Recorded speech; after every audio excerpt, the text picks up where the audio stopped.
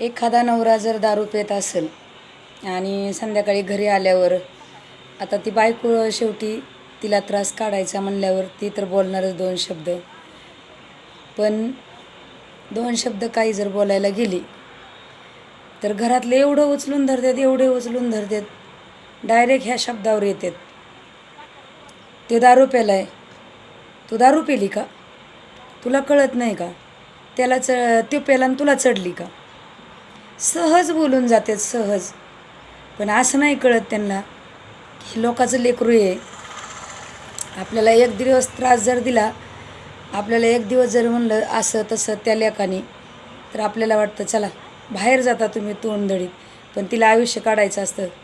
तिचं काय, तिला पण मन असतं ना. तिला उगत चढत नाही, तिला तिचं पुढचं दिसतं, पुढं काय आपलं नशीब आहे